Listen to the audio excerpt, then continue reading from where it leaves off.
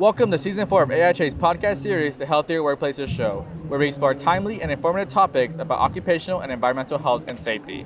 I'm your host, Alonso Castillo. Today, I have the pleasure of speaking with Industrial Hygienist Jonathan Klane. Jonathan Klane is a Senior Manager of Business Development and Advisor for Draeger Safety Inc, as well as a PhD candidate and researcher in human and social dimensions of science and technology at Arizona State University. Within AIHA, he is active as a conference and a webinar speaker, Synergist contributing author, chair of the Communicating OEHS Concepts and Priorities Committee, and former chair of the Communication and Training Methods Committee. We're here today to talk about Jonathan Klane's career in OEHS and learn more about how OEHS professionals can build a more accessible and accommodating profession. Jonathan, thank you for joining us today. Hey Alejandro, it's great to be here. Let's get started. Okay. Let's start from the beginning. How did you discover OEHS and what made you become in love with this field? Yeah, it's a great field. I really do love it. So the story of that is I was working in marketing and we were responsible for all the literature. But my undergrad degree was in geology, right? So I was spending my days proofreading, which was fine, good skill to have. And I wanted to get into this field. So this is way before the internet. And I applied to a classified ad for environmental engineers, environmental scientists, and industrial hygienists. And I was just looking at the environmental engineers and environmental scientists. I had no idea what an industrial hygienist was. No one does normally. Yeah, exactly. And it turns out there's a lot of people who got into it from geology. That's been interesting. And maybe some of your, podcast viewers and listeners can relate. So I get interviewed. It's a small engineering company, like we would say today, a startup. And the president comes out and he looks at my resume and he says, wow, you could be in any of our groups. And he lists the 3 groups. And I'm like, sure, I want the job. Of course. I'm like, sure, of course, absolutely. And he's like, great, I'm going to have, we filled the environmental scientist role yesterday. But we've got this other role in industrial hygiene. What would you think about joining that group? And I was like, sure, absolutely, I'd love to. He's like, cool, I'll have the vice president interview you. Wow. And I had no idea what the heck industrial hygiene was. But I'm like, this is gonna be good. They got all sorts of stuff. So he comes out, you know what he asked me? This first 2 questions, I got 2 questions for you, John. I'm like, okay, he's gonna ask me about industrial hygiene. I know it, I don't know anything. Do you have claustrophobia and are you scared of heights? And I'm like, no and no. Why? It's like, well, we get into tight spaces and we climb really tall chemical tanks. Yeah. I'm like, I'm fine. And then he starts to tell me about what it is. I get a feel for it. Yeah. Doing surveys, doing this, health and safety, exposures. I know the science. I'm like, cool, I can do this. Sure. How would you like to open our office in Augusta, Maine? Because their office was in southern New Hampshire. Sure. Let me talk to my wife. Because all we know about Maine is Stephen King novels. Yeah. Maybe not be, really representative. So I got hired, I opened the office, and from there I ended up becoming field operations manager, equipment manager. I managed 12 industrial hygienists, and when the biggest client we had used up all of their bond money, the state, I got transferred into environmental engineering and I became a field environmental geologist out on haz waste sites, from the smallest dirty dirt tank yank to the biggest Superfund site.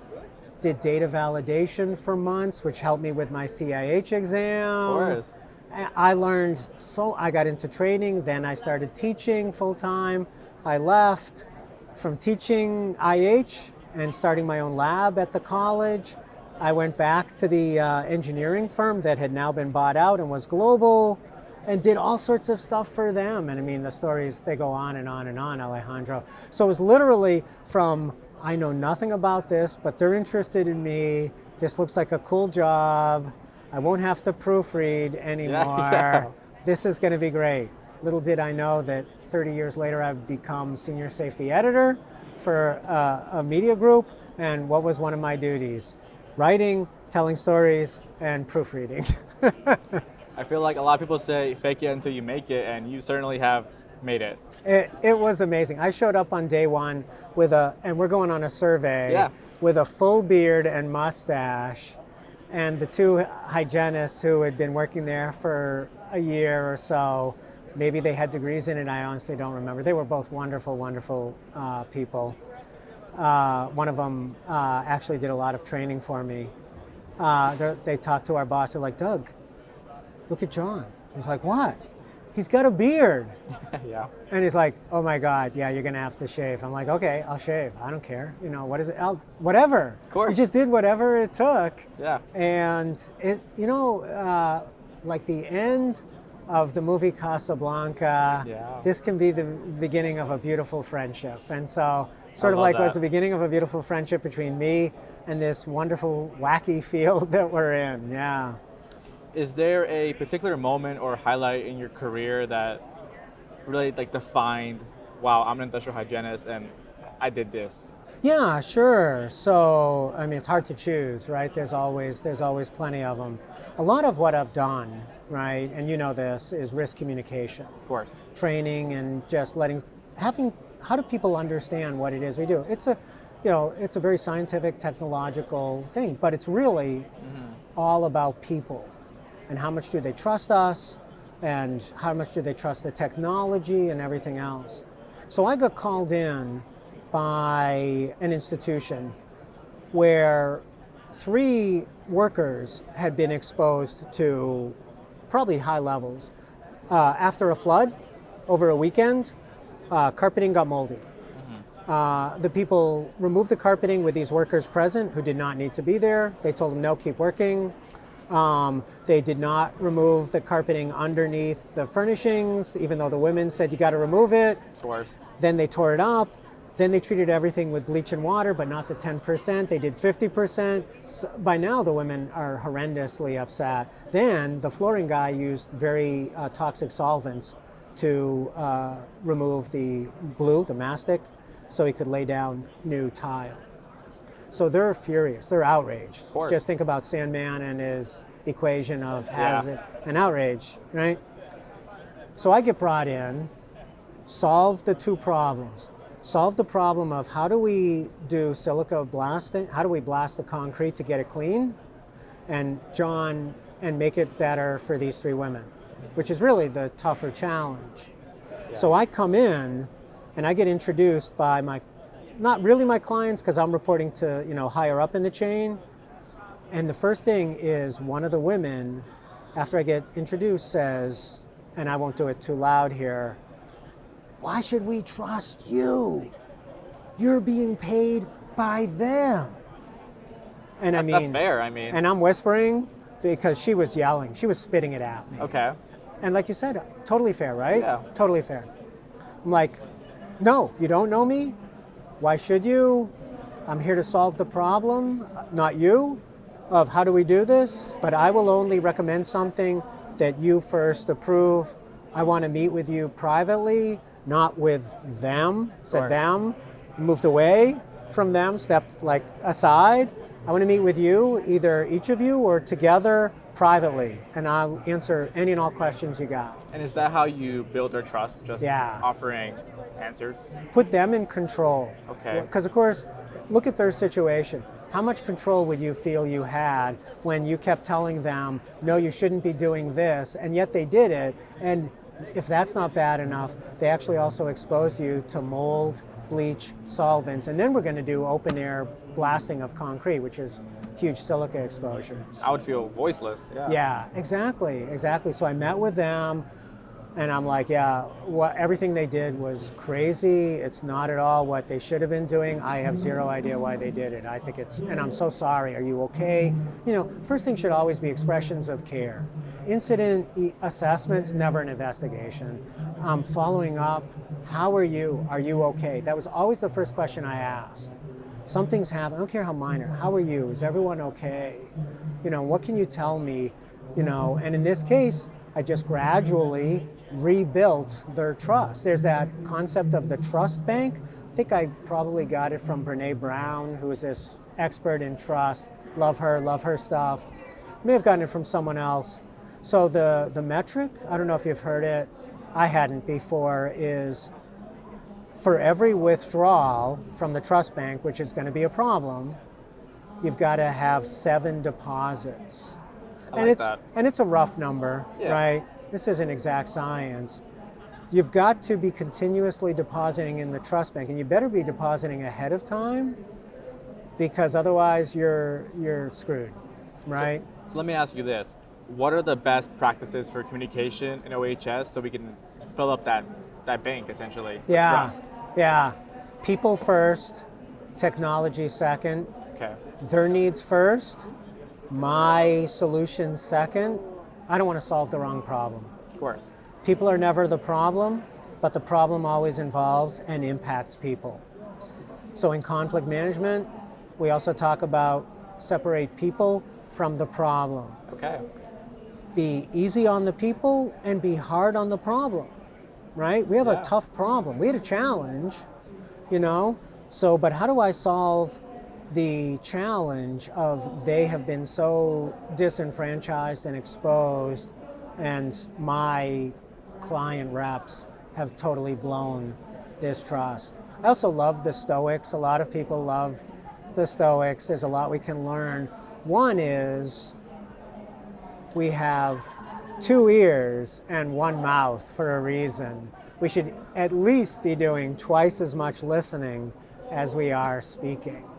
And so even as I'm speaking, I've gotten much better at looking for visual cues and clues. I mean, we're talking about a lot of things, including that I'm autistic.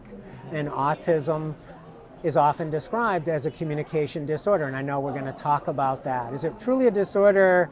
What else is going on, et cetera, et cetera? Let's segue. I think that's a perfect segue. Okay, let's do that. What would you like to know about it? Because I can go in all directions, as you know, Alejandro. Tell me about masking, for example. Okay, cool. So like right now, when I'm talking and I'm being expressive, I'm masking. Okay, so masking is, in a sense, metaphorically, putting on a mask to fit in. I'm doing what is, I think, I may be getting it wrong, I don't always calibrate well, to use a term that we can relate to, okay? Can be out of proportion, can be doing too much or too little of anything, but I have learned, seen, and learned a lot of it unconsciously, subconsciously, because I was only diagnosed much, much later in life, only 4 years ago, right? Oh, wow.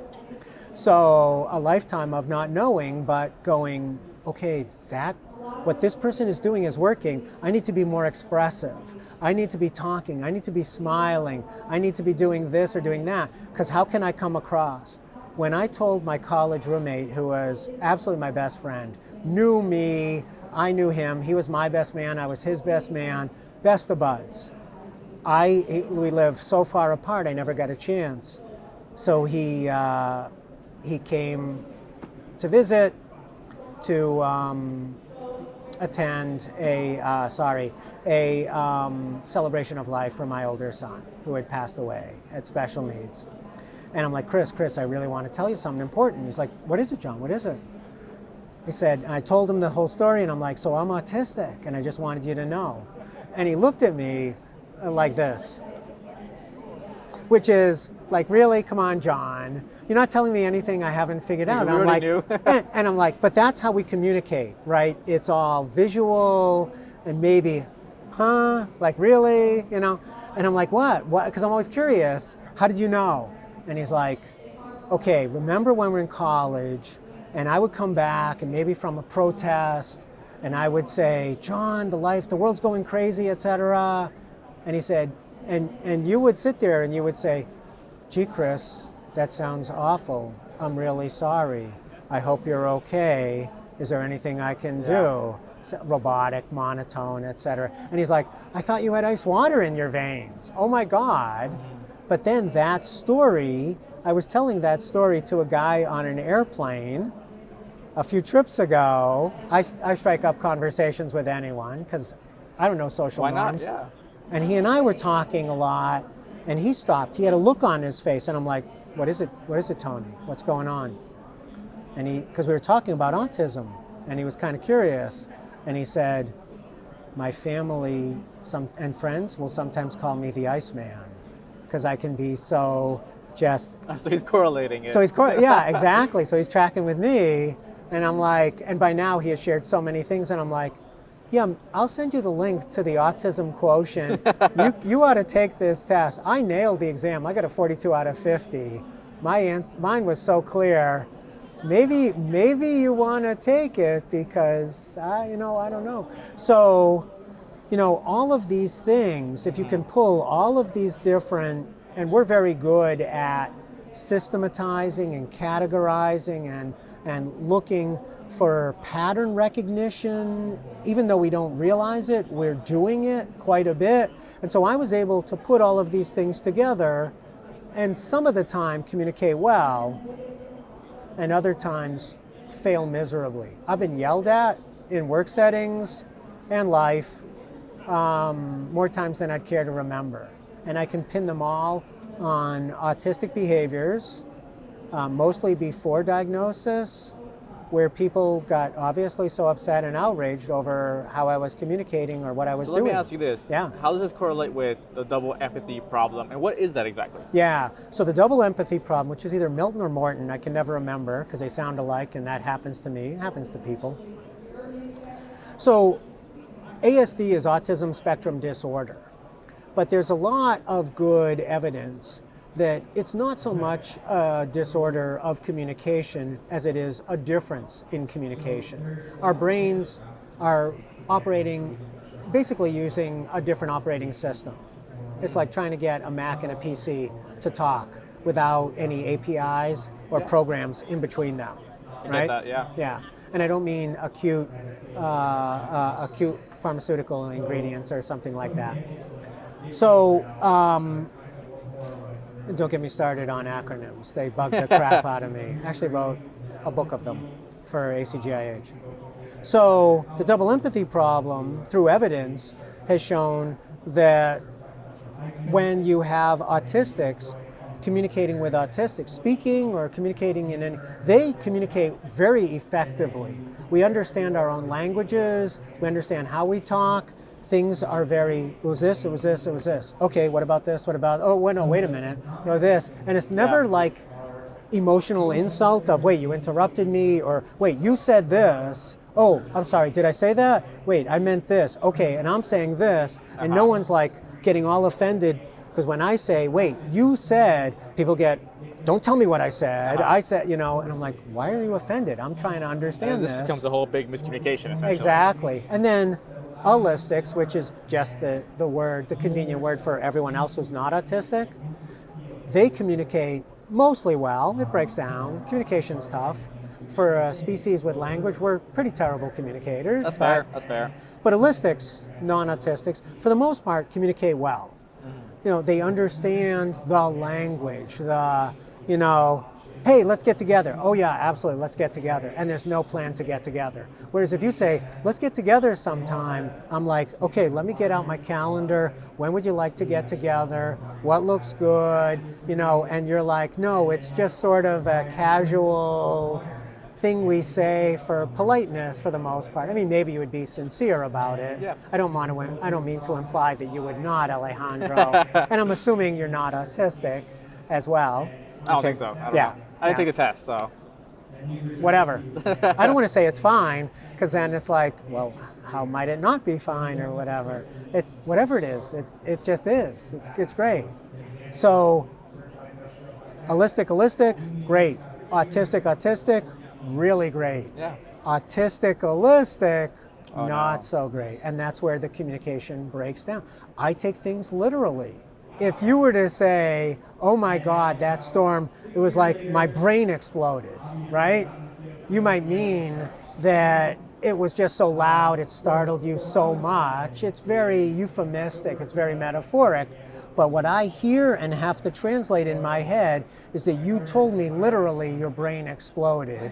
But I can tell your brain didn't explode, I'm pretty sure. So what exactly do you mean? Is that a euphemism? Are you being sarcastic? Is there a slant to this? And that constancy of trying to translate in my head just consumes a tremendous amount of fuel, of energy. Our brains are energy hogs. They use 10 times the energy and fuel that they should pound for pound.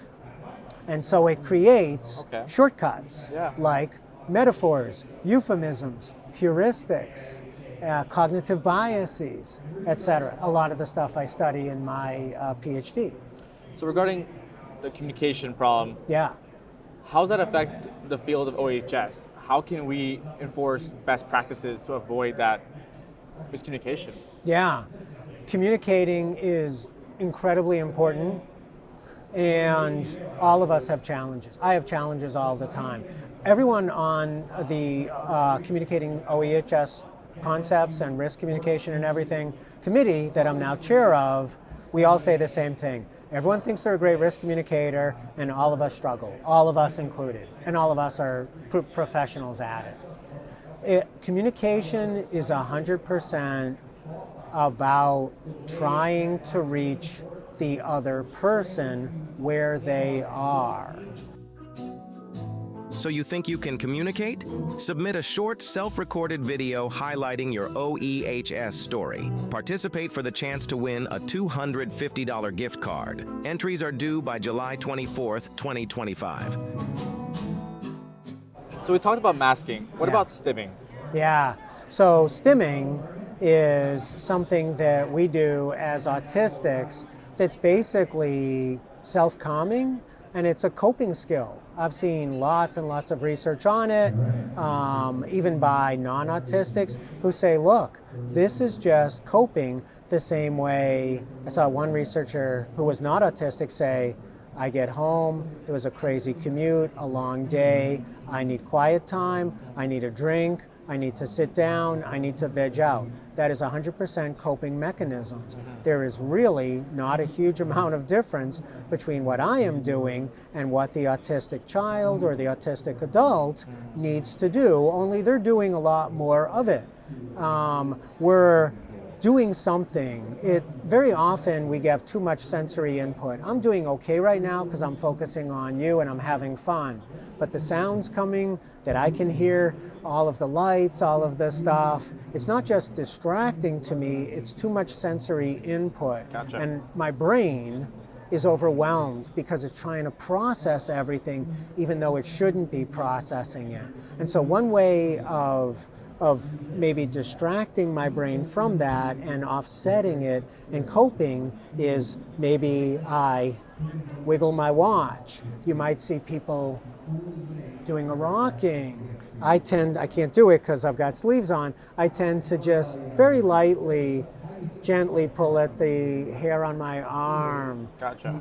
If I might take something out of my pocket and basically, there's the spinners. Oh, yeah. I had one of those really crazy long pens. Okay. And people on virtual calls with me at one of my previous employers said, John, it looks like you're conducting an orchestra with your pen, because it was like a baton. I was talking, but it was all over the place. I'm like, there's some melody in my head, and it's just calming my brain. Of course. And what I find is, and there's good research on this, when people know my diagnosis and I can just casually bring it up and help them and answer any questions, I don't care how they know about it, know about autism, they know nothing, they only know the movie Rain Man, and that's a starting point. I don't get offended by that. It's a starting point. I'm not him, I'm not Dustin Hoffman, great actor, right? Yeah. But it's a starting point. Let's talk. And then they've got this very specific, although broad spectrum, diagnosis that they can say, oh yeah, that's John. That's just one of his cool peculiarities that he just does that. Let's not focus on it. Let's not worry about it. It lets him be him. It lets him be the best him he can be. Absolutely. So why wouldn't we want to develop people, coach people, help people? And sometimes it's helping that person, but as the keynote today and others have said, when you help the neurodiverse, you help everyone. It's the rising tide lifts all sails, or I don't know, it's a metaphor. I don't always get metaphors because I'm autistic and our brain is like, it's raining cats and dogs. I don't see felines and canines falling That's from fair, the sky. Yeah, right. That all sounds great, but what if somebody's hesitant about disclosing that information? Yeah. What happens then? Well, I think that's a very individual question. I that was the first thing that my counselor and her clinical supervisor said to me is, you probably really want to think about if and how you want to disclose your diagnosis. And they were right. I mean, the first persons I told were my son and his fiance. We were living together, and he was my son. He knows me, and you know what he said to me? Hey, Pops, is he called me. You're my dad. Nothing's changed. I still love you. I'm gonna tear up, right? Yeah. And what I've found is the more when I tell people, sometimes I tell people one-on-one, but sometimes I do it en masse. And very often afterwards, like say I do a talk, people come up to me and then they'll share. So we as humans developed to be vulnerable with each other. Back to Brene Brown and that research. Vulnerability begets vulnerability. Now that's easy for me. I'm an older white male.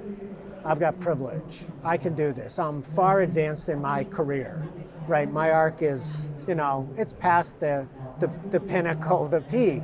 If you're a young, early career professional, maybe you're a woman, maybe you're a person of color, maybe you're LGBTQ as well, maybe not. Maybe you're like me, okay, and that's fine, whatever. You still have occupational concerns, financial concerns, right? What are people gonna do? It's hard to know. So I have found that exploring those concerns or fears or whatever, it's absolutely legitimate, it's important, and it's good to get help. And I've got friends, but I've also got counselors. And so therapy, and I have found I'm a storyteller and I study stories in my PhD, I use narrative therapy, and my counselors are really good at understanding what I write. As a matter of fact, they say the more creative you get, the more abstract, the more like I write dreamlike sequences, or I write these epic poems or whatever, the more creative you get, John, the more we get out of it. The more we can understand what's going on deep inside of you. So think about it deeply, get help. Be with counselors, talk to trusted people, get a variety of thoughts, and think about what you're gonna do, and know that you can do it one at a time, and ask people to be confidential, because once you go public, you can't go back. What can AIHA do to better support neurodivergence in our field? Yeah, I would start with do what they're doing now, meaning today. So we've had a keynote, David Finch, he was awesome. There was his meet and greet and talk to him, which I thought was great. Not a ton of people, which is too bad, but really cool stuff. I spoke. He instantly got me. I instantly got him. A lot of cool bonding in front of all these people. There's was the What Works Institute, John and Sarah, talking about how supporting the neurodiverse workforce helps the workforce, helps the company be better. There's this podcast that you and I are recording. Yeah. I'm going to do a pop-up on what it's like. I'm going to do a lot more funny storytelling in that. And I heard from one of the other AIHA staff that it's a board priority. The board feels very strongly. We probably have a greater percentage because we're a very STEM, science, tech, engineering, math, heavy field, tons of technology, a real very niche sort of stuff. You have to give a random estimate, what percentage would you say?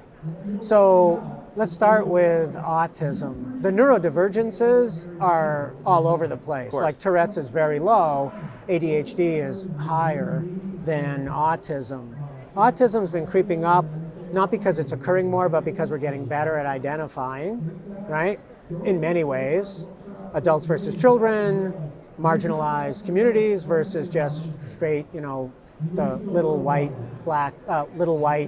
boy, right? There's a lot more to it than that.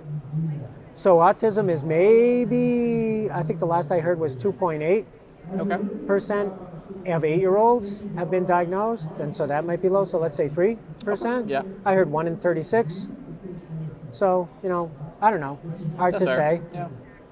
STEM? That's a great question. We know it's more. Okay. We absolutely know it's more. How much more? I don't think we have a fantastic knowledge. I'm a qualitative researcher, social science. We're all about numbers, but sometimes descriptions and mini stories are better. When I told my committee, one-on-one, hey, I'm autistic, one of my committee members said, cool, thank you. Love that you're telling me. I think it's great that I think this can only help you in what you're trying to do.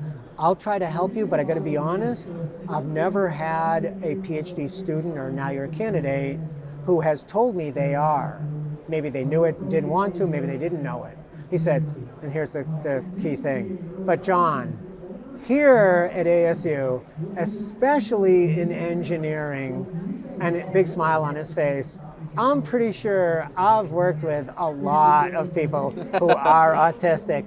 Maybe they know it, maybe they don't, right? And I'm like, oh yeah, I could name 30 or 40 if I wanted to. So I don't know what the number is.